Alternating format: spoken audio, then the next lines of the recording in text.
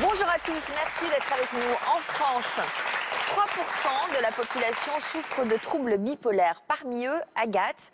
Elle a été diagnostiquée à l'âge de 19 ans et cette maladie l'a parfois poussée à adopter des comportements extrêmes. C'est ce qu'elle va nous raconter cet après-midi. Marc Masson, psychiatre spécialisé dans la prise en charge des troubles bipolaires, est avec nous. Bonjour, merci d'être là. Vous allez nous apporter votre éclairage médical sur la maladie. Bonjour Agathe, Bonjour. Merci d'avoir accepté notre invitation. Vous venez de publier un livre qui s'intitule « Qui suis-je quand je ne suis pas moi ?» Tout à fait. Un titre mystérieux, implicite, hein. un peu mystérieux et en même temps implicite. Ouais. C'est vrai que c'est une quête identitaire en fait. Je vais essayer de comprendre ce qui se cache derrière ce moi qui parfois me joue des tours. Voilà, c'est une quête. Alors, vous avez été diagnostiqué bipolaire à l'âge de 19 ans, après des années d'errance, j'imagine. Non, pas vraiment en fait. Ça a été assez rapide. Enfin, j'ai fait une dépression au départ, ce qui arrive souvent. Je crois que c'est souvent le cas. Puis en fait, ensuite, j'ai été diagnostiquée bipolaire puisque j'ai eu une phase euphorique qui a fait suite à cette dépression. Je dormais plus, je mangeais peu, j'étais euphorique, la vie était magnifique, merveilleuse. Les examens, je noircissais des pages et des pages, je m'arrêtais plus d'écrire, etc. J'avais l'impression que mon cerveau accélérait. Puis une logorée aussi, je parlais beaucoup, c'était un peu incohérent. Et en fait, une très bonne amie m'a dit « Mais Agathe, je te reconnais plus, allons à l'hôpital ensemble, il faut que tu ailles voir quelqu'un parce que je ne te reconnais plus. » Donc comme c'est une amie chère, je l'ai écoutée et je suis allée avec elle aux urgences. On avait un urgentiste et qui m'a donné une lettre pour aller ensuite voir des psychiatres le lendemain. Voilà. Ça, ce sont des symptômes Oui, alors ce sont des symptômes qu'Agathe décrit de manière très précise et qui sont tout à fait typiques dans ce qu'on appelle une crise maniaque. Alors il ne faut pas comprendre maniaque au sens où on l'entend habituellement dans le langage commun français, c'est-à-dire de bien ranger ses affaires, d'être rigoureux, etc. Ça n'a rien à voir. Le mot maniaque la renvoie au grec, qui est sa langue, enfin le sens étymologique de l'agitation justement, et ce qui peut aller jusqu'à des propos incohérents, des propos délirants. Et donc il y a l'association entre une accélération du cours de la pensée, avec un discours qui devient un vrai torrent en fait, et puis une agitation aussi du comportement avec une insomnie comme vous l'avez décrit, on ne dort plus, des nuits blanches qui s'enchaînent, et puis une agitation motrice, c'est-à-dire qu'on ne tient pas en place, on s'agite, etc.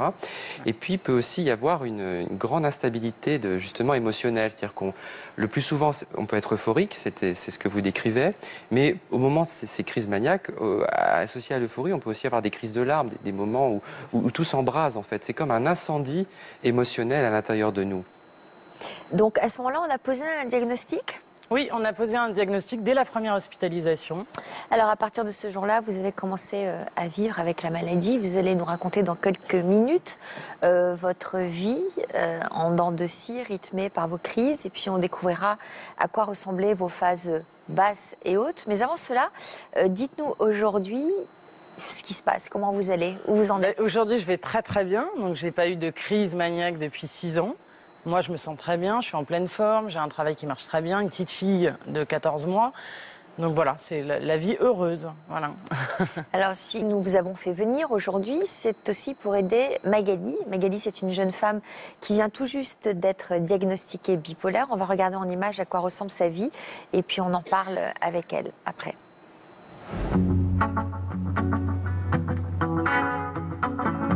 Je m'appelle Magali, j'ai 26 ans, je vis en Île-de-France.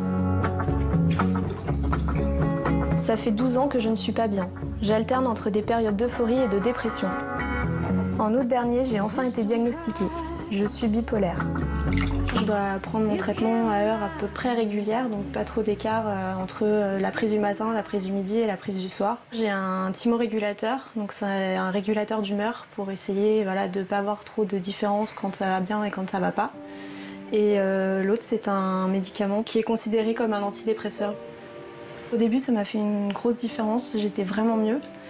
Là, on m'a changé les doses une fois, 2 fois, donc c'est vrai que j'ai eu des moments où j'étais vraiment moins bien. Là, depuis quelques semaines, ça va mieux. En ce moment, je suis dans une phase up. Je peux pas rester sans rien faire. Après, je culpabilise, je suis pas bien, j'ai besoin de m'occuper physiquement, psychologiquement. Tant que je fais ça, au moins c'est utile et j'embête personne.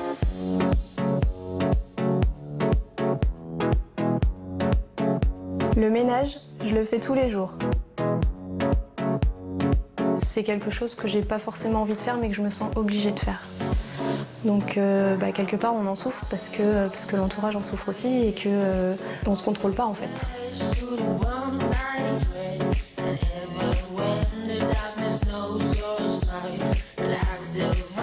Quand je suis dans cet état-là, j'ai souvent des phases d'achat compulsif. J'ai envie de faire à manger, donc tout ce que je peux cuisiner, je vais cuisiner. Mais en plus de ça, j'achète tout ce que je vais manger quand je serai pas bien. En ce moment, je suis dans un moment où ça va plutôt bien. Je suis partagée en fait parce que je sais que sur le moment, je me sens capable de tout faire. Voilà, je vais dormir peu, je vais être un peu comme une guerrière et puis d'un coup, en fait, j'ai peur de l'après. C'est-à-dire que je sais qu'au bout d'un moment, je vais plus suivre, je vais être fatiguée et là, je vais m'écrouler. Donc je suis bien, mais en même temps anxieuse.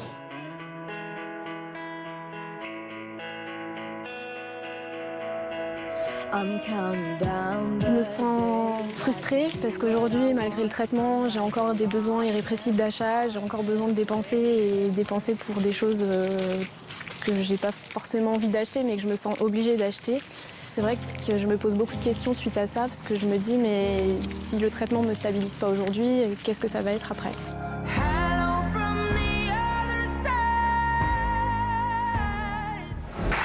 Magali, bonjour. Bonjour.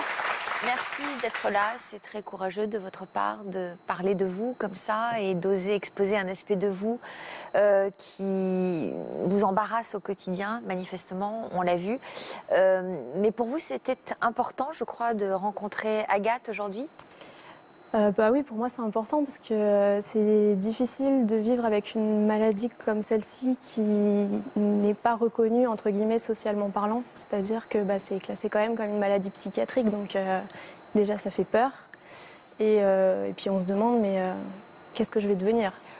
Alors j'imagine que vous avez beaucoup de questions à poser à Agathe ? Beaucoup. Alors on va revenir justement plus en détail sur votre parcours à toutes les deux.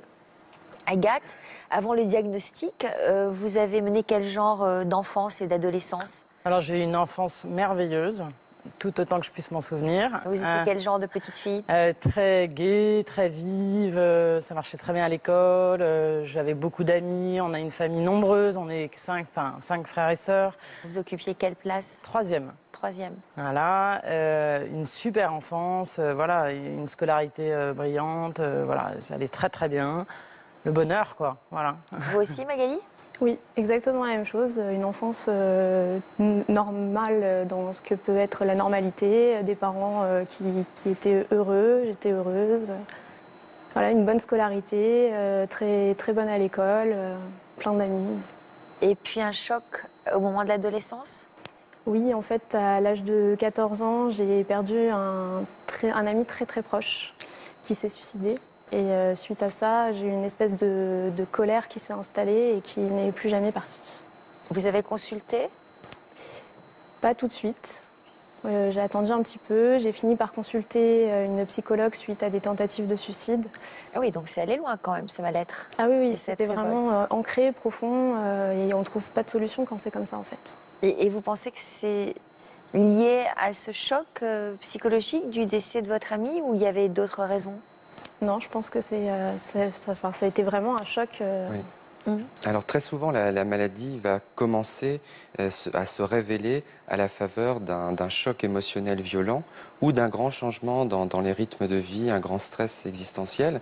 Agathe parlait, elle était dans ses études supérieures, à l'université, dans son DUG, donc souvent c'est un moment où la vie change par rapport à la vie qu'on avait quand on était chez ses parents. Donc je dirais que ça c'est un événement de vie plutôt positif, mais ça peut être aussi un choc émotionnel comme violent, comme là malheureusement le suicide d'un de vos proches, qui vient déstabiliser un équilibre intérieur qui était, je dirais, vu de l'extérieur parfait. Vous avez toutes les deux décrit une vie paisible, heureuse. Vous avez grandi avec des parents aimants et dans une ambiance, je dirais, porteuse, favorable. Alors, en fait, il y a quand même une fragilité initiale, même si elle n'est pas perceptible. Déjà, on a une vie émotionnelle qui est plus intense que les autres personnes, même si on n'a pas encore déclenché la maladie. Et ça, on arrive à l'objectiver aujourd'hui avec des techniques sophistiquées d'imagerie cérébrale. Bon, on montre que dans certaines régions du cerveau, celles qui produisent les émotions, c'est-à-dire les régions temporales internes et les préfrontales de ici, eh bien, tout le système cérébral émotionnel est hyperactif. Bon. Alors, il peut être actif toute la vie sans qu'on ne déclenche jamais la maladie.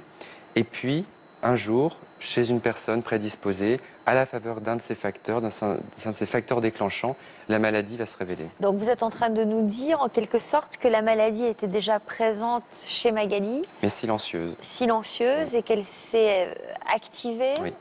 Au contact de ce choc psychologique. Tout à fait. Et elle s'active le plus souvent à la fin de l'adolescence, au début de l'âge adulte, ce qui est le cas pour Agathe et Magali. J'ai perdu mon grand-père et tout de suite, j'avais l'impression que la terre se soulevait et que j'étais embarquée dans un torrent émotionnel que je ne pouvais maîtriser.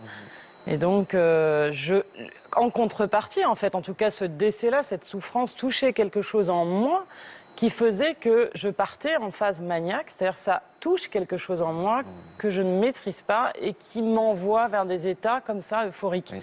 Donc ça s'accompagnait de beaucoup de sorties, beaucoup de fêtes, une vie rock'n'roll, on se met un peu en danger. Bon, j'étais jeune, c'est propre à la jeunesse aussi, mais c'est là où c'est marqué. intéressant de voir que ce n'est pas que... Enfin, bien sûr, il y a la dimension psychologique, mais on voit qu'un événement extrêmement douloureux comme un deuil va provoquer non pas une phase dépressive, mais une phase d'excitation. Voilà. Parce qu'en fait, ce qui compte, c'est... Enfin, dans les rechutes, c'est le choc émotionnel en lui-même. Peu importe qu'il soit positif, négatif, douloureux ou agréable, mais il vient à nouveau déséquilibrer notre système émotionnel interne. Exactement, c'est un choc. Donc moi, c'est souvent, on le verra, mais c'est souvent à des moments donc, où je perds des personnes proches, que je réagis d'une manière excessive. C'est quand même un trouble de l'excès. Donc on sort, on fait la fête, alors que bon, tout montrerait le contraire. C'est-à-dire qu'on est plutôt normalement abattu, triste quand on perd quelqu'un de proche.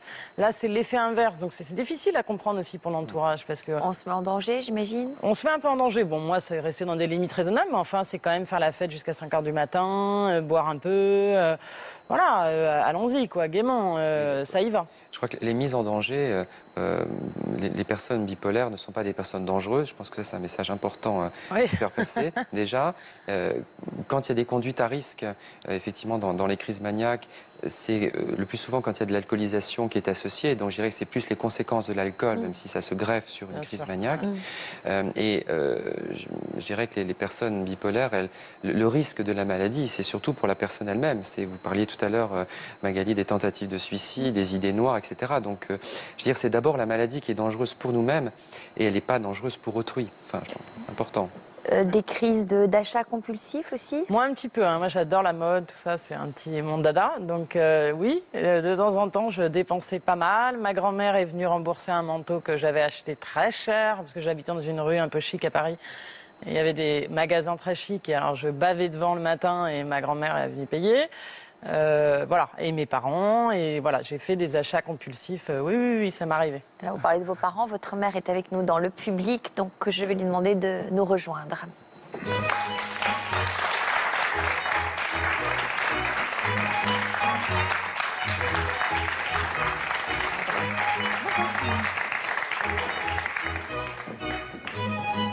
Donc, votre maman, Elisabeth, donc quand on assiste à tout cela, ça doit être très déstabilisant, très compliqué pour une maman. C'est un sentiment de grande tristesse parce que on ressent l'échec de son enfant. On se dit, un enfant brillant, qui réussissait bien dans ses études. On a l'impression, oui, d'un grand vide. Mais vous, vous êtes culpabilisée, j'imagine qu'en tant que... Non, je ne suis pas que... Non, de quoi? On n'est pas coupable. Non, même absolument pas. Absolument pas coupable. Jamais. De temps en temps, si, de temps en temps, je me suis dit, on l'a laissé seule. Oui, on l'a laissée seule à Paris, bon, entourée dans un immeuble familial, avec des cousins en dessous, à côté. Elle a 19 ans, un peu jeune peut-être pour être seule. Peut-être, mais on ne culpabilise pas pour ça. Moi, j'ai moi-même été... je suis partie. Non, mais parfois, en tant que parent, on se culpabilise que notre enfant soit touché et pas nous, quoi. Voilà, on se dit... Oui. non. Non, c'est pas dans mon Bon, caractère. d'accord, tant mieux, alors. Non, par contre, j'étais très triste. Ah. Excessivement triste, malheureuse. Je vais employer ce terme de malheureuse. Malheureuse de quoi? De ce qui lui arrivait à elle. vraiment, j'ai beaucoup pleuré. C'est dur d'accepter que son enfant ait cette maladie, parce qu'il faut quand même dire que c'est une maladie. À quel moment vous avez commencé à repérer des excès de comportement qui vous ont alerté? Eh bien, déjà, Agathe le disait tout à l'heure, il y a eu cette période triste. En fait, elle avait échoué en Hippocagne. Elle n'était pas admise en année de Cagne. Donc, c'était son premier échec. Et elle est tombée un petit peu dans une période très dépressive. Et là, ça m'a un peu alertée. Et ensuite, le printemps suivant, comme elle vous le disait, elle était excitée. On la voyait avec une bouteille de bière chez son grand-père et c'était épouvantable, là, ça ne se faisait pas. Là, je me suis posé des questions. Ou alors, elle est très sensible à l'art. Elle admirait les arbres. Elle trouvait que les arbres, c'était beau, c'était le printemps, c'était extraordinaire. On se rendait compte qu'il y avait quelque chose un petit peu, mais sans savoir quoi. Hein, excessif. Oui, voilà. Vous êtes inquiétée? On s'est inquiété surtout lorsqu'une amie d'Agathe nous a téléphoné. Et aussitôt, mon mari et moi, nous sommes arrivés à Paris. Et effectivement, elle a une crise, enfin, elle parlait, elle ne dormait pas. Je sais que mon mari a parcouru les rues de Paris jusqu'à 5 h du matin avec elle pour essayer de la calmer. Elle avait besoin de marcher. Donc oui, on s'est énormément inquiétés, là. Justement, à quel moment doit-on s'inquiéter quand on observe ces excès Alors, c'est vrai que, ce qu'on disait tout à l'heure, quand on a une crise maniaque, et c'est les symptômes là qu'Elisabeth décrit donc chez Agathe, d'excitation, de marcher toute la nuit, de déambuler, d'emblée, là, on se rend compte qu'il y a quelque chose qui ne tourne pas rond et qu'il faut aller à l'hôpital le plus vite possible. Donc, dans ces cas-là, généralement, la personne qui est dans cet état de crise arrive le plus souvent auprès des équipes soignantes. Alors, par contre, quand c'est une phase dépressive, c'est vrai que c'est beaucoup moins évident. Et donc, ce qui doit quand même, je dirais, alerter, c'est que faire une dépression à un âge jeune, c'est-à-dire à 19, 20, 21 ans, et même avant, puisque Magali, pour vous, c'était encore plus tôt, c'est hautement à risque que cette dépression s'intègre ultérieurement dans une maladie bipolaire. Voilà. Donc ça, c'est vrai que d'emblée, quand on a une dépression chez un sujet jeune, chez un adolescent, chez un jeune adulte, on doit, enfin là je parle en tant que médecin, on doit nous rechercher des signes qui vont peut-être nous mettre sur la voie, si je puis dire, d'une maladie bipolaire éventuelle. À quoi vous pensiez, vous, madame? Est-ce que vous avez pensé à des pathologies particulières? Non, que des points d'interrogation. Je ne comprenais pas. Et j'ai été avertie par un de mes beaux-frères qui m'a téléphoné le jour où Agathe est rentrée à l'hôpital. Il m'a appelé, il est lui-même médecin, donc il avait dû être prévenu par le service hospitalier, je pense. Et il m'a dit, sois rassurée, ce n'est pas de la schizophrénie, c'est une psychose maniaco-dépressive. Voilà les termes qu'il a employés. Pourquoi il y a de quoi être rassuré? Voilà. En fait, parmi les maladies psychiatriques, il y a les dépressions, la maladie maniaco-dépressive, donc les troubles bipolaires, et puis notamment les troubles schizophréniques. Et on estime que l'évolution des maladies schizophréniques est souvent moins favorable que celle des troubles bipolaires. En tout cas, le point commun dans ces deux maladies, c'est que malgré tout, on doit prendre un traitement toute sa vie. Et ça, c'est très difficile à accepter, surtout quand on est un sujet jeune, qu'on a 18-20 ans et qu'on nous dit, voilà, vous êtes malade, donc c'est une maladie qui touche votre cerveau, et en plus, vous allez prendre des médicaments toute votre vie. Donc, c'est sûr que le cheminement, il est quand même il est difficile. Et je disais ça aussi pour Magali, c'est-à-dire que le traitement est mis en place. Il y a à la fois le traitement, il y a deux types de traitements médicamenteux. Il y a les traitements qui traitent les crises dépressives ou maniaques, et puis il y a le traitement, on appelle ça thymorégulateur, stabilisateur d'humeur, c'est-à-dire en gros le traitement préventif. Si on compare avec l'infarctus du myocarde, quand on fait un infarctus, on a un traitement pour traiter l'infarctus, qui est souvent très lourd d'ailleurs, et après on nous donne un médicament qui s'appelle à base d'aspirine, pour ne plus qu'on ait d'infarctus du myocarde. Et bien dans la maladie bipolaire, c'est la même chose. On a à la fois le traitement des crises et puis un traitement long cours. Et donc les mécanismes d'action de ces médicaments, en tout cas pour ceux qui sont stabilisateurs, sont assez lents. 1 année, 2 années, voire parfois un tout petit peu plus. Donc à la fois ça peut paraître immensément long quand on vient de sortir d'une crise, quand on vient d'être diagnostiqué et qu'on dit bah, écoutez, pas de problème, tout va s'arranger, mais il va falloir attendre 2 ans. Donc c'est vrai que ça peut être déstabilisant et en même temps, je pense qu'il faut garder espoir, c'est-à-dire ce que vous disiez Magali, ben, voilà, je ressens quand même, malgré le traitement qui est en place, je ressens quand même des moments où là je suis un peu plus excité, j'ai envie de dévaliser le supermarché, j'ai envie de passer l'aspirateur dans l'appartement, voilà. Mais peut-être que ça va s'atténuer avec le temps. J'imagine qu'il y a un vrai travail de complicité entre le psychiatre et le patient pour trouver le bon dosage, Ah oui, bah pour faire le bon réglage. Absolument. Il faut voir que vous avez besoin d'avoir des retours précis pour adapter et doser. Ah oui, tout à fait. Dans certains cas, on fait même un agenda quotidien de l'humeur. C'est-à-dire qu'on demande à nos patients, voilà, tous les jours, vous mettez une note moyenne d'humeur, puisque bon, on essaie de se voir. Bon, après, ça dépend des disponibilités à la fois des médecins et des patients. Mais je dirais que au début de la maladie, il faut se voir vraiment régulièrement, tous les 15 jours. Après, quand on est en phase plutôt de stabilisation tous les mois, mais pas au-delà de tous les 3 mois. Ça, c'est un avis plus personnel, mais parce qu'il peut se passer beaucoup de choses dans la vie en 3 mois. Il y a des patients chez lesquels c'est des phases de 6 heures, 5 heures, up and down, et d'autres 15 jours. Ça peut varier autant que ça? Alors, la maladie, elle se définit par des phases d'humeur pathologique bien circonscrites. C'est-à-dire, dans les définitions, soit au moins 8 jours pour une phase maniaque, donc tous les symptômes qu'Agathe a décrits, soit au moins 15 jours pour une phase dépressive, comme a pu décrire Magali. Bon. Et donc, c'est l'alternance de ces phases avec des intervalles libres de crise au milieu, plus ou moins aléatoires selon les patients. Mais après, c'est vrai qu'une fois que la maladie s'est déclenchée, s'est installée, que le déséquilibre est en place, on peut avoir des oscillations plus rapides, qui sont d'ailleurs pas simples à vivre pour les patients et pas simples non plus à prendre en charge pour les médecins. Vous, par exemple, vos phases duraient combien? Vos plus longues phases ont duré combien de temps? Phase maniaque, c'est assez rapide. Hein. C'est-à-dire que ça dure au maximum 15 jours. Et les dernières, quand j'avais 30, 31 et 32 ans, ça a duré une journée parce que je vais tout de suite à l'hôpital. Mon compagnon m'emmène tout de suite à l'hôpital. Donc c'est très violent, en fait, très aigu.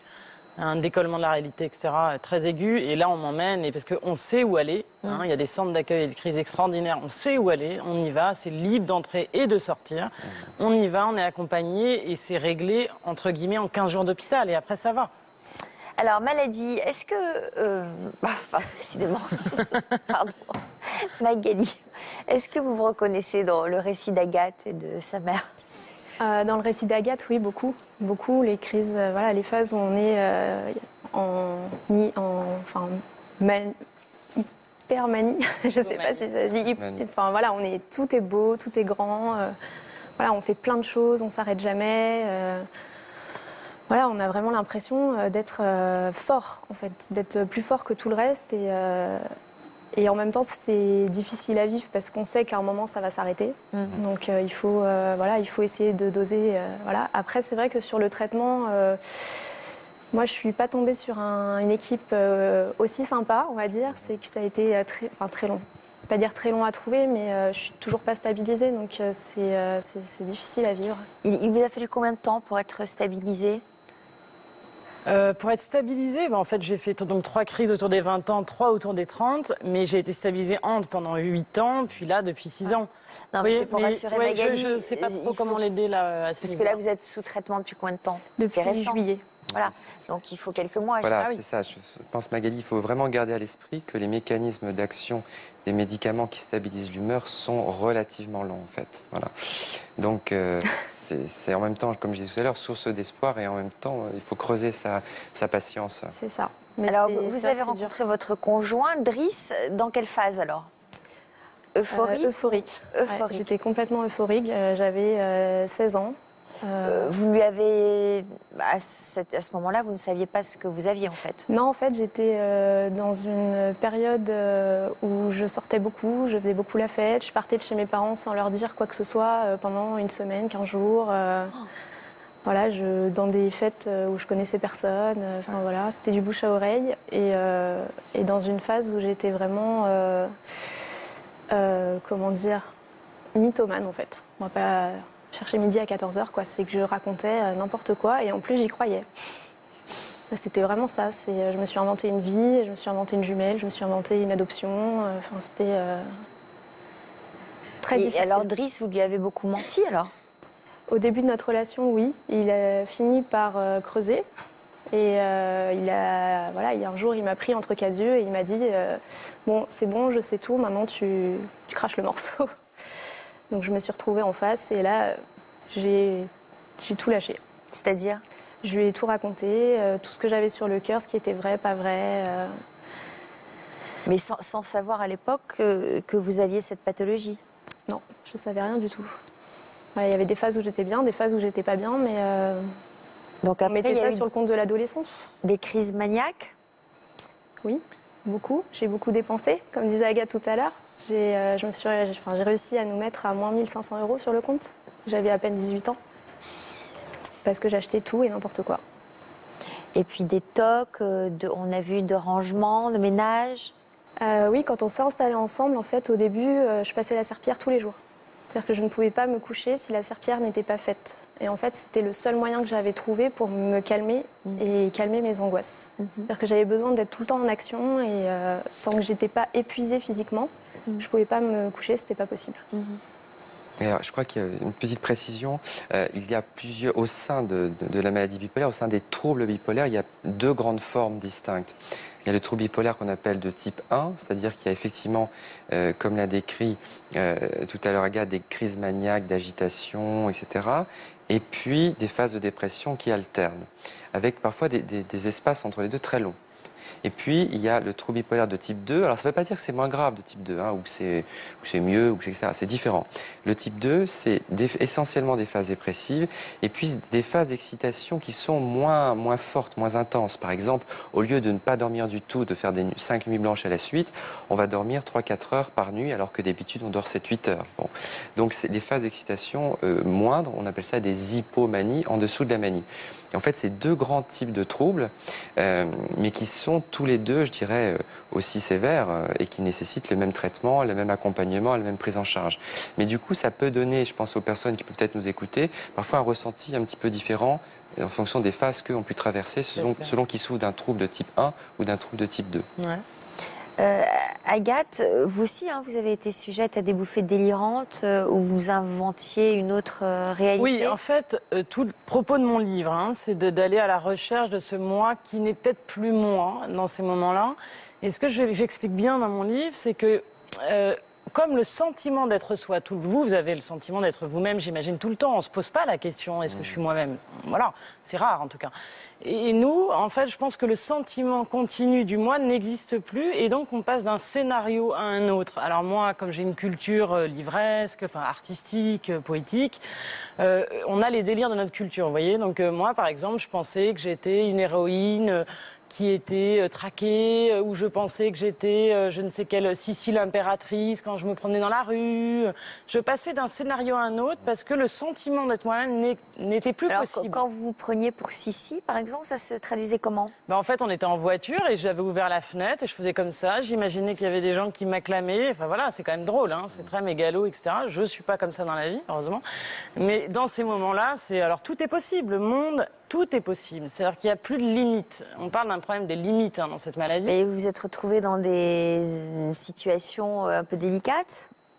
Délicate, non, pas vraiment. Enfin, aussi, une fois, voilà, ça m'est arrivé. Je pensais qu'en fait, j'étais en phase maniaque, après un décès d'un ami, voilà.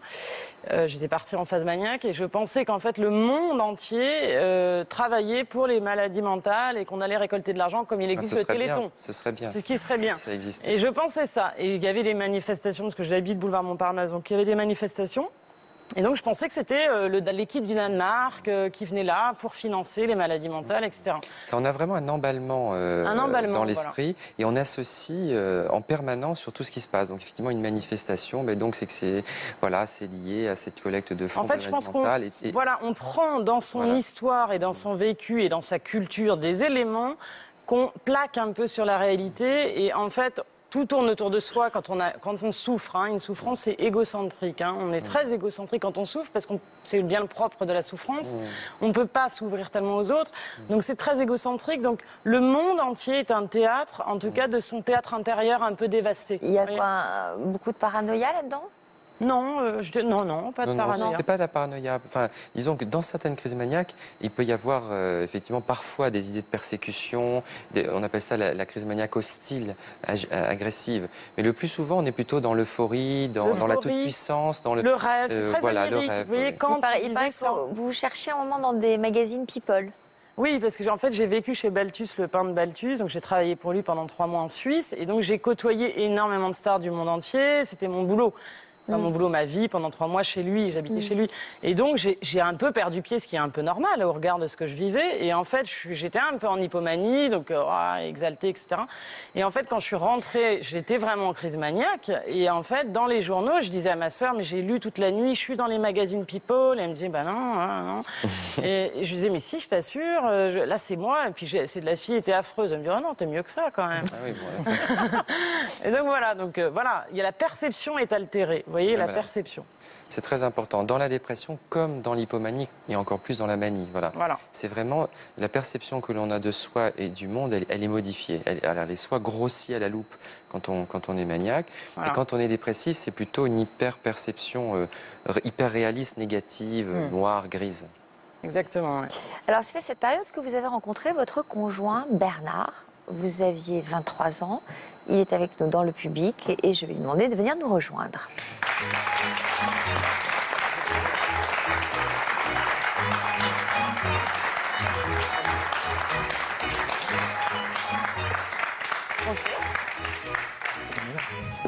Bernard, comment vous vous êtes connus tous les deux? Chez mes cousins, c'était plus pratique. On s'est connus dans ma famille en fait. C'était la meilleure amie de ma petite cousine. Voilà. Et alors, ça a été un coup de foudre? On s'est rencontrés d'abord... En 2 temps. En ouais, deux en temps, 2 temps, ouais. Tu veux parler? Non, vas-y. Parle mieux que moi. Oui, non, je l'ai vue quand elle était vraiment jeune. Donc moi, j'avais pas loin de 30 ans. Et on a une grosse différence d'âge. Et c'était un personnage très singulier, qu'on n'oublie pas. Très original, avec un comportement qu'on voit nulle part ailleurs. Même si c'est le titre d'une autre émission. La première fois que vous l'avez vue, elle avait quel âge?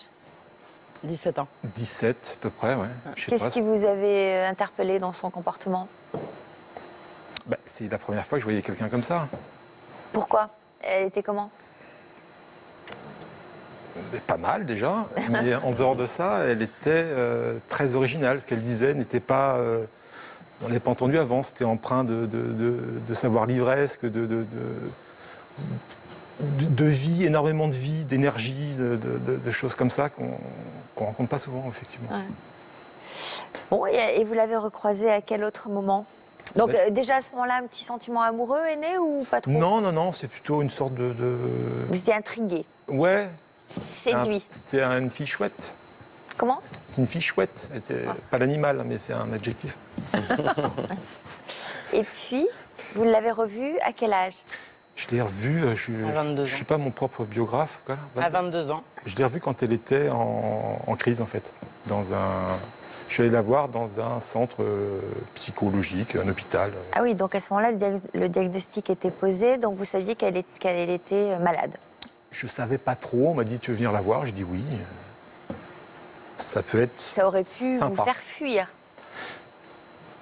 Non, parce que c'est pas ma maladie, donc j'ai pas peur de ça, en fait. Oui, mais bon, quand même. Elle est plus petite que moi. Hein. Comment? Elle est plus petite que moi, j'ai pas peur. Qu'est-ce que vous avez vu ce jour-là?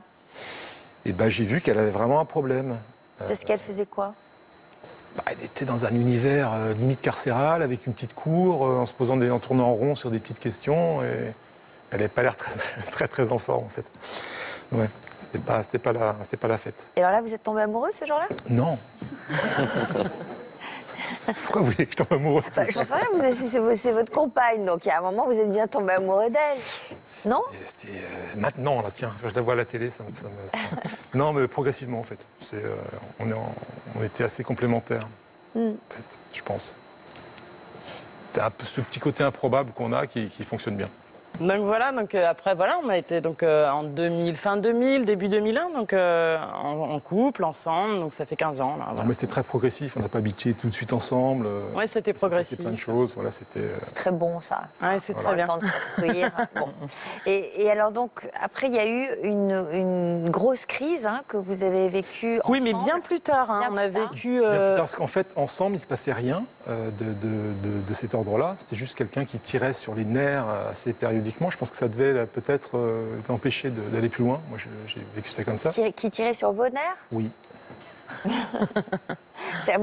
En d'autres termes, vous le poussiez à bout. Un peu. Ouais. Oui, et puis voir comment je réagissais à la fin. Et quand on en Ouais. peut vraiment plus, c'est qu'elle était allée trop loin. Et ça, voilà, mais c'est aussi une forme d'exaltation qui fait partie de son caractère.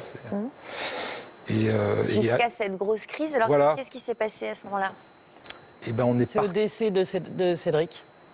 que je connaissais pas, moi. Voilà, que Bernard connaissait pas. Et en fait, donc moi, je suis tout de suite, je suis allée à l'hôpital, hein, au centre d'accueil de crise, pour dire j'ai perdu un ami dans un accident de voiture. Mon petit frère était dans la voiture. Je suis très choquée. Ils m'ont dit non, ça va. Et en fait, ça n'allait pas. Et à l'enterrement, j'ai décroché. Et Bernard on est parti en Corse avec des amis. En fait, moi, je travaillais dans un nouveau boulot qui me prenait beaucoup de temps. Avant, j'étais freelance, machin. Je gérais mon temps facilement. Je glandais un peu, quoi. Et j'avais énormément de temps. Donc, je pouvais être là quand il fallait. Et voilà. Et là, j'avais plus de temps du tout. Et on devait partir en Corse. Donc, moi, je devais arriver, prendre ma valise et m'en aller. Elle devait avoir fait son sac. Et là, il se passait un truc bizarre. Les affaires étaient en l'air. Elle n'avait rien pris. Tout était en l'air. J'avais dérangé tout l'appart. Hein, c'était... Mais c'était nouveau. Moi, je ne pouvais pas diagnostiquer quoi que ce soit. Et voilà. Et puis, il fallait partir. On était pressés. Un taxi en bas. On était pressés. On avait un avion. Voilà. Hein. Voilà. Donc, c'était pas possible d'arrêter ça avec des gens qui nous attendaient en plus. Donc, on ne pouvait pas tout arrêter comme ça. Alors, qu'est-ce que vous avez fait? Et ben, on a pris l'avion. Et on a pris l'avion et ça s'est déclenché comme ça. C'est-à-dire que j'ai vu que ça allait pas du tout dans l'avion. Elle se croyait sur la Lune, des choses comme ça. Que quoi? Elle était sur la Lune, je crois. Alors il y avait plein de choses, mais c'est vrai que je croyais qu'on était comme dans la série Heroes, c'est-à-dire qu'on allait sauver le monde. J'avais l'impression qu'on était en guerre. Donc le moi est très manichéen, dans ces cas-là très enfantin. Et j'avais l'impression qu'il y avait des... Je disais à Bernard, c'est merveilleux, il y a des lumières, c'est la résistance, tous les Français sont en résistance. Ah, il me disait oui, on va sauver le monde, ça y est, on y est, tout ça. Voilà, puis il y a eu des trucs très anxiogènes. On s'est retrouvés, l'avion devait arriver à Ajaccio, il est arrivé à Bastia. On s'est retrouvés à attendre dans un endroit que je ne connaissais pas, parce que Bastia, c'est très loin pour un Ajaccien. Et du coup, elle a dormi dans un hôtel qui n'était pas le lieu où elle devait aller non plus. Tout était étrange et étranger comme ça. Et ça a fait que ça a dû créer de l'angoisse, ou je ne sais pas. On a un psychiatre. Et ça s'est traduit comment? Ça s'est traduit que je me suis couché au bout d'un moment et quand je me suis réveillé, elle faisait le petit pantin au bout du lit, comme ça. Et je croyais qu'elle rigolait, en fait non. Et c'était dur, ça. Voilà. Ça, c'était un moment très dur parce qu'en face de soi, il y a quelqu'un qu'on ne connaît plus, qui est complètement illogique. Et moi, j'ai pensé que c'était foutu, quoi, que mon cerveau était vraiment cramé. J'ai vécu un peu sa mort, en fait, à ce moment-là. C'était quelque chose comme ça. C'était effrayant. Avec personne qui peut comprendre autour. Ça a duré longtemps? J'ai réussi à la faire revenir en lui disant des choses très basiques, en lui parlant de la réalité, que non. Et ça a duré une bonne demi-heure comme ça. On était avec des amis, je les ai appelés, ils ne comprenaient pas du tout, parce qu'ils ne l'avaient pas vu. Puis c'est revenu. Mais ça n'a pas tenu, en fait. Après, on a petit déjeuner, elle avait c'était mais en même temps assez drôle parce que elle aimait pas les tableaux, elle jetait des bouts de pain dessus en criant pouah, des choses comme ça. C'était assez marrant, mais pas complètement, parce qu'on savait pas où on allait, on n'avait jamais vécu ça et on savait pas comment faire en fait. Moi, je ne savais pas comment faire. Mais alors, vous êtes resté en Corse ou vous avez décidé de revenir à Paris? Non, on est resté en Corse parce que dans ces cas-là, on pense toujours que ça va s'arranger, ce qui est une grosse erreur. Et ça ne s'est pas arrangé. On a vu un médecin qui lui a donné du Valium, je crois, qui lui a fait une injection de Valium dans les fesses en disant avec ça, elle va dormir 3 jours. Et en fait, elle a dormi pas du tout. Elle s'est enfuie du cabinet, on l'a cherché partout, c'était une horreur. Et elle a dormi peut-être un quart d'heure. Donc c'est des états comme ça quand même. Puis après, on s'est débrouillé pour la faire aller à l'hôpital psychiatrique d'Ajaccio, où ils l'ont gardée. Et là, j'ai vu un psychiatre qui m'a expliqué que non, c'était pas du tout foutu, que c'était juste un épisode et que ça allait s'arrêter. Voilà. Partant de là, c'était une solution. Magali, qu'est-ce qui vous a fait chuter, vous, finalement? Ça a commencé par une fausse couche. Voilà, c'était, on va dire, un élément déclencheur. Suite à ça, je me levais plus. J'arrivais plus à me lever le matin, j'arrivais plus à aller travailler, j'arrivais plus à faire à manger. Enfin, Ça a duré combien de temps, ça? 3 mois. Donc j'ai fini par être licenciée, forcément. Et puis après, c'est un enchaînement. On se lève plus, on mange plus. Vous avez connu ça, Agathe? Des moments comme ça, de longues périodes où vous n'avez envie de rien? Bon, juste à 18 ans, là. Sinon, j'ai pas vraiment de phase dépressive, moi. C'est l'inverse. Hein, mais... Oui, alors c'est ça, comme j'ai dit tout à l'heure, il y a différentes formes dans le trouble bipolaire. Donc, et il y a aussi ce qu'on appelle souvent une polarité prédominante, c'est-à-dire qu'il y a des patients ou des patientes qui vont présenter plutôt des accès maniaques et d'autres plutôt, ou hypomaniaques, et d'autres plutôt des phases dépressives. Sachant que la maladie touche également les hommes et les femmes. Malheureusement, il y a une parité parfaite. Mais quand on est une femme, on a plus de risques de présenter une forme avec des dépressions qui prédominent. Bon, alors après, à l'échelle individuelle, ça varie. C'est dû à quoi, ça? Alors effectivement, c'est une bonne question. Peut-être qu'il y a des facteurs, évidemment, hormonaux qui rentrent en ligne de compte, mais on ne connaît pas exactement les causes précises. En tout cas, on l'observe. Et les hommes ont plutôt des formes où les accès maniaques prédominent et les femmes plutôt des phases dépressives. Mais encore une fois, à l'échelle d'un individu, on peut avoir tous les cas de figure.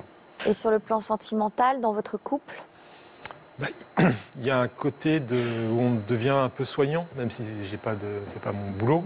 Et ça abîme les choses, oui. On n'a pas envie de sortir avec quelqu'un qu'on borde. Donc il y a un moment où vous avez dû c'est pas de laisser tomber, vous éloigner. c'est pas une question d'affection, c'est une question de rapport homme-femme. C'est ça. Donc il y a un moment où vous aviez perdu le côté sentimental et amoureux. Non, il y a toujours un côté sentimental, mais ça modifie certaines choses. Ça modifie la maladie, hein. Ça forge un destin, mais là on est deux, donc deux destins. Hein.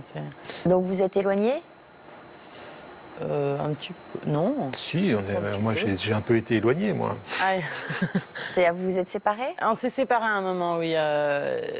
Moi, j'allais pas très bien. On avait des petits problèmes de couple, mais comme tout couple a des hauts et des bas. Ça faisait quand même 10 ans qu'on était ensemble. On s'est séparés quelques jours et là, je suis tombée en phase maniaque. Je pense que c'était assez lié aussi à ça, parce que les ruptures pour moi sont très difficiles, les séparations. Et en fait, on s'est séparés, mais Bernard est tout de suite venu me voir à l'hôpital et il venait tous les soirs me voir pendant que je mangeais dans le réfectoire pour voir si j'étais bien soignée. Je passais une tête de loin. En fait, la famille, on éloigne la famille et les proches dans ces cas-là, parce que c'est un peu dur, ça d'ailleurs. On peut être considéré comme on a l'impression qu'on est un peu cause de cette maladie, on nous écarte. On fait ce qu'on nous dit. Voilà, mais je crois que c'est aussi pour que la personne se refasse bien elle-même et sans trop d'aspérité extérieure, je dirais. Disons surtout pour les crises maniaques, pour les crises dépressives, c'est un peu différent, mais disons qu'il faut éviter toutes les stimulations et on peut considérer que, c'est une des idées que je partage d'ailleurs pas tout à fait, mais qu'un certain isolement, un certain environnement hyper protecteur, hyper confiné, peut aider à accélérer, je dirais, le retour à la stabilisation. Vous n'êtes pas d'accord avec ça, vous? C'est-à-dire que le principe d'écarter la famille en soi, je ne trouve pas bon. Préserver le patient quand il est en crise, effectivement, et puis d'une certaine façon aussi préserver les proches. On peut être les enfants en bas âge, etc. Donc effectivement, il faut éviter d'imprégner des souvenirs qui, au fond, sont des états qu'a traversé la personne, mais ne sont pas la personne elle-même. Mais pour autant, je pense que la présence des proches au cours d'une hospitalisation est importante. Mais effectivement, elle doit être mesurée, pondérée, mais le principe de l'éloignement systématique ne paraît pas forcément souhaitable. Vous ne pensez pas qu'il y a une espèce de précaution de la part des soignants, parce qu'ils ne savent pas qu'ils ont affaire vraiment, et avec le temps, on a accès quand même, quand ils voient qu'ils ont affaire, ils laissent finalement des visites et des choses comme ça? Je ne suis pas sûr que ça aille jusque-là, parce que bon... Il y a quand même un rapport très proche avec les soignants dans les CMP. C'est des gens qu'on a vus de près. Oui, c'est pour ça que je ne pense pas qu'il s'agisse d'une méfiance à l'égard des proches, de principe. Vous ne croyez pas? Magali, la maladie a eu des incidences sur votre vie de couple? Au début, on ne pensait pas que c'était la maladie, mais c'est vrai que j'ai rencontré donc mon mari, j'étais très jeune, j'avais 16 ans.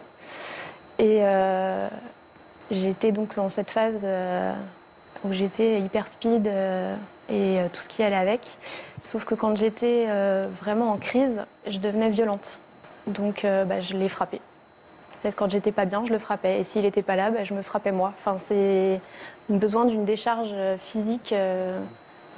Voilà, je pourrais pas expliquer pourquoi, mais voilà. Et c'est vrai que souvent, très très souvent, je l'ai poussé à bout de nerfs. Et le pauvre... Oui, on peut avoir un trouble du contrôle de son impulsivité, et notamment dans la forme bipolaire de type 2. On le voit moins dans le trouble de type 1, en tout cas pas en dehors des crises. Mais effectivement, ça peut se traduire par certains gestes parfois, je dirais assez violents, même si c'était pas... Si, c'était violent, vraiment. Enfin, il s'est pris des verres dans la tête. C'était des gestes que je m'en voulais. Oui, oui. Vraiment, enfin, c'était pas... C'est comme si quelque chose prenait... Contre votre gré, en quelque sorte, contre votre liberté. Le pauvre, je sais pas pourquoi il est encore là, parce que j'ai pas été tendre avec lui. Il est encore là. Il n'a pas pu être à vos côtés aujourd'hui, mais il nous a confié son ressenti. On l'écoute. Driss partage la vie de Magali depuis 10 ans. Il a toujours été un soutien pour elle. Les difficultés qu'on a dû faire face au début, ça a été les montées d'agressivité qu'elle a eues régulièrement. Je me suis retrouvé avec des bleus, des griffures. Il a fallu aussi que je revienne une fois en urgence chez elle parce qu'elle menaçait de se suicider. Il y a 3 ans, Driss a même pensé à la quitter. Et au fond de moi, je me disais, je l'aime, j'avais envie de l'aider, je voulais pas la laisser comme ça. Je trouvais que c'était une faiblesse au final de la quitter, et juste parce que je savais qu'il y avait ce problème-là. Je sais comment elle est dans le fond, je connais aussi d'autres facettes, et au final, je me suis dit, c'est pas possible. Pour sortir de cette phase, d'elle-même, elle a pris l'initiative de prendre la liste des spécialistes qu'il y a dans les environs pour aller consulter. Mais le 4 juin dernier, Magali doit se faire hospitaliser de toute urgence. Quand elle m'a annoncé que son psy lui conseille une hospitalisation en hôpital psychiatrique, j'étais un peu abattu. J'avais vraiment l'impression de la laisser tomber, de ne pas avoir pu l'aider en fait. Ça fait 10 ans que je la soutiens. Il y a un moment où dans nos capacités propres, on ne peut plus rien faire. Il n'y a plus qu'une aide extérieure qui peut l'aider et faire quelque chose. À la suite de son séjour à l'hôpital, Magali est diagnostiquée bipolaire. Ce que le diagnostic a modifié, c'est notre vision de l'avenir. C'est vrai qu'on on a retardé le fait d'avoir des enfants. On en parlait un peu. Maintenant, on sait qu'avec le traitement qu'elle a actuellement, c'est pas possible. Après, pour ce qu'il y aura plus tard, on attend de voir encore un peu. Je me suis posé la question, est-ce que vraiment je veux continuer avec quelqu'un qui peut changer d'humeur facilement ? Et je me suis dit qu'en fait, je l'ai aimé comme ça au début, je l'aime encore maintenant comme elle est actuellement. Je sais que c'est pas facile tous les jours, mais je l'aime comme ça.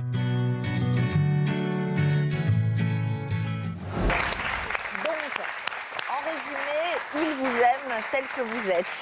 Et donc, du coup, vous l'avez épousé quand même le 4 avril dernier. Vous gardez quel souvenir de ce mariage ? C'était génial. C'était, quand on dit que c'est le plus beau jour de notre vie, oui, c'est vrai. Puis c'est une année entière de travail pour arriver à ça.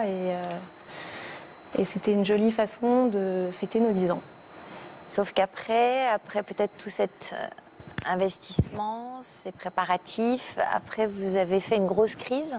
Oui. Le fait de préparer un mariage, en fait, ça donne un objectif. Ouais. Donc on sait qu'on a un tel objectif, tel jour, on a tant de préparation à faire, donc on est tout le temps dans l'action. Enfin, pour mon cas, j'étais tout le temps dans l'action, jamais un week-end de libre, jamais une soirée de libre, enfin, voilà, vraiment hyper active. Et le jour où le mariage se termine, déjà, on se couche tard. Donc dès que je décale mes horaires de sommeil ou que je dors pas assez, je peux être sûre que 3 jours après, je vais être allongée, incapable de me lever. Et là, le fait que tout se termine, tous les préparatifs, ça m'a mis comme un petit choc, en fait. Un petit choc, et là, on se dit, ça y est, j'ai fini, plus de projet, voilà, qu'est-ce que je fais maintenant ? On se sent perdu. Et donc, ça s'est traduit comment, cette grosse crise qui s'en est suivie ? J'ai été voir mon psychiatre, qui m'a dit là c'est un gros coup de fatigue effectivement, donc on ne parlait pas encore de bipolarité, on parlait de dépression, de fatigue, de burn-out, enfin, je crois que j'ai eu à peu près tous les diagnostics possibles et imaginables, qui m'a mis au repos de force 2 semaines et pas d'amélioration, toujours pas envie de me lever, sauf que là en plus je ne mangeais plus Je me levais plus, donc j'ai encore pris sur moi et je suis retournée voir le psychiatre. Donc déjà, ça demande, on s'en rend pas forcément compte, je pense, de l'extérieur, mais ça demande une force surhumaine de faire des démarches comme ça. Mais vraiment, quand on se dit ça va pas, même quand on a quelqu'un qui nous pousse derrière, le fait de faire le premier pas, ça nous épuise. Et suite à ça, il m'a hospitalisée dans un hôpital psychiatrique. Et c'est là que le diagnostic est tombé? C'est ça. C'est au bout d'1 mois et demi d'hospitalisation, le diagnostic est tombé. Alors là, aujourd'hui, vous êtes sous traitement, pas encore vraiment stabilisé. À quand remonte votre dernière crise? La semaine dernière. Non, là, là, ça fait une semaine que je suis maniaque. Voilà, C'était la perspective de participer à cette émission, peut-être aussi? Le stress lié à ça, c'est pas anodin quand même de venir sur un plateau télévisé. Non, c'est pas facile, c'est sûr. Donc j'imagine que ça doit représenter... Mais même avant de savoir ça, en fait, j'étais déjà euphorique. Enfin, je m'arrête pas, en fait. Et même quand je suis assise là, il faut qu'il y ait les mains qui bougent, le pied qui bouge, la tête qui bouge. À la maison, regarder un DVD, pour moi, c'est un enfer. Là, par exemple, en ce moment, vous auriez envie de faire le ménage, de passer la serpillière, Non, là, ça va. de ranger. Mais ce qui est important dans ce que dit Magali, notamment, c'est le contraste entre cette espèce d'anéantissement que vous décrivez avec la force surhumaine qu'il faut déployer pour sortir de chez soi et pour aller voir le médecin. Mais ce serait la même chose si vous alliez voir quelqu'un d'autre. Mais voilà, on est tellement abattu, prostré, anéanti. Et c'est un tel contraste avec ce que vous décrivez, où effectivement, là, vous n'êtes pas dans une crise maniaque comme celle qu'Agathe pouvait décrire, d'agitation délirante, etc. Mais plutôt, vous ressentez un état intérieur d'excitation, vous n'avez pas envie de tenir, enfin, l'impression de ne pas pouvoir tenir en place, etc. Mais le gradient qu'il y a entre cet anéantissement total et cette envie de bouger, de faire plein de choses, il est énorme. Et c'est effectivement cet écart qui caractérise aussi la maladie, c'est-à-dire les états intérieurs d'une extrême différence que l'on peut ressentir à un moment ou à un autre de sa vie. Mais la première fois que ça m'a choquée, en fait, c'est tout bête, hein, mais on était en train de manger et je sais pas pourquoi, tout à coup, j'ai eu un fou rire. Mais un fou rire pour rien, hein, c'est un fou rire. Et j'ai trouvé ridicule d'avoir un fou rire, donc je me suis mise à pleurer. Et je me suis dit, mais tu pleures pour rien, c'est ridicule. Hop, je me suis remise à rire. Et ça a duré comme ça 1 demi-heure. Mais c'est épuisant. À la fin, on se dit, mais qu'est-ce qui se passe, quoi? Ça vous est déjà arrivé, ça, Agathe? Ça m'est arrivé de rire aux éclats devant un film un peu nul. Pièce de théâtre. Une pièce de théâtre. Toc, toc, toc. C'est très bien, hein, mais c'était pas génial. Une pièce non de plus. Laurent Baffy. Ouais, j'ai hurlé de rire, ça me parlait énormément. J'ai hurlé de rire, c'est des patients qui sont dans une salle d'attente et on rit. C'est pas très drôle, quoi. Et voilà, c'est quand même très drôle. Et Bernard était à côté, il disait, mon Dieu, qu'est-ce qui se passe? Et j'étais en crise. C'est moi qui l'avais mis. C'est la dernière crise, toc, toc, toc. Voilà. Mais voilà, on a peut-être un sens de l'humour. On est plus sensible, quoi, tout simplement. Est-ce que justement, ce sont des gens hypersensibles?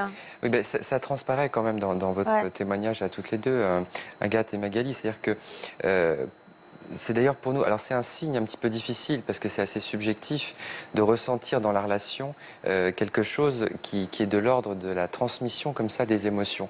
J'ai un patient un jour qui m'a dit, finalement, quelqu'un de bipolaire, c'est quelqu'un qui a le cœur près des yeux. Je trouve ça très très beau comme image parce que effectivement, c'est comme si on était très vite en prise avec la vie émotionnelle et intérieure de la personne qui est en face de nous. Et je pense que ça marche dans les deux sens. C'est-à-dire que quand on est soi-même bipolaire, on est beaucoup plus poreux, comme ça, perméable à tout ce que l'on vit, ce que l'on ressent. Et effectivement, bon, une pièce de théâtre, même si elle est drôle, va faire qu'on va exploser de rire. Alors que, bon, effectivement, même si c'est très très bien, ça ne justifierait peut-être pas. Je disais quand même beaucoup d'éléments dans lesquels tout le monde peut se reconnaître, quand même.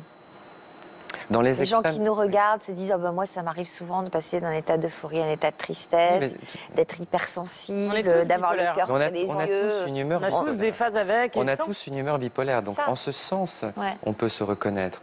Mais on ne se reconnaîtra pas, enfin, en tout cas je l'espère pour l'ensemble des spectateurs, dans une crise où on va déambuler sur le boulevard de Montparnasse plusieurs nuits d'affilée en pensant que effectivement on est la reine de Saba ou Sissi impératrice d'Autriche, ou alors au contraire d'être tellement anéanti qu'on n'arrive même pas à sortir de chez soi.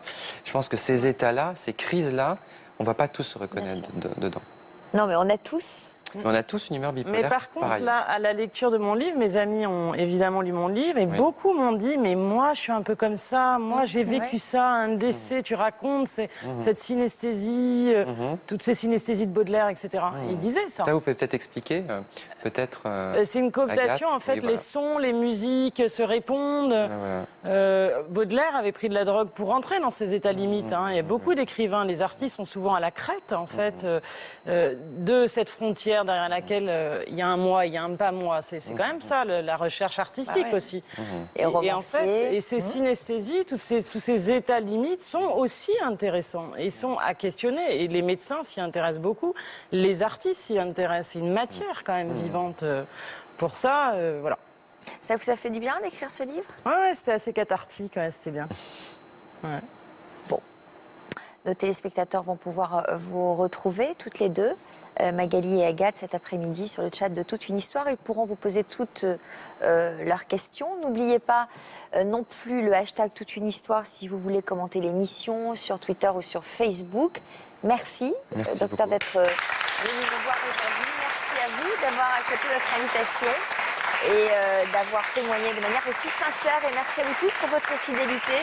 N'oubliez pas la rubrique Toute une histoire dans Version Fémina ce week-end. Dans quelques minutes, on se retrouve sur le plateau de l'Histoire continue. A tout de suite. Merci.